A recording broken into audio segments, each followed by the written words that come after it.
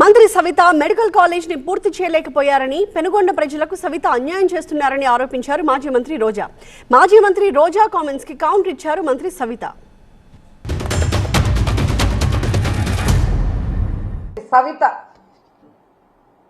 మొదటిసారి ఎమ్మెల్యే అవగానే మంత్రి అవగానే కొత్త పిచ్చోడు పొద్దురగడు అంటారు చూసావా, ఆ విధంగా ఉంది సవిత ప్రవర్తన. తనకు ఓట్లేసి గెలిపించిన ప్రజలకి ఈరోజు మెడికల్ కాలేజీని పూర్తి చేయాల్సిన బాధ్యత మంత్రికి లేదా జిల్లాలో?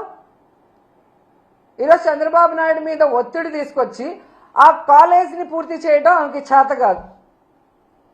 ఈరోజు అమరావతిలో వర్షం వచ్చింది, నీళ్లు తోడుతున్నామని కోట్లు వేస్ట్ చేస్తూ తినేస్తున్నారు. దాంట్లో కొంత డబ్బు తీసుకొచ్చి పూర్తి చేయొచ్చు కదా, అది చేత కాదు.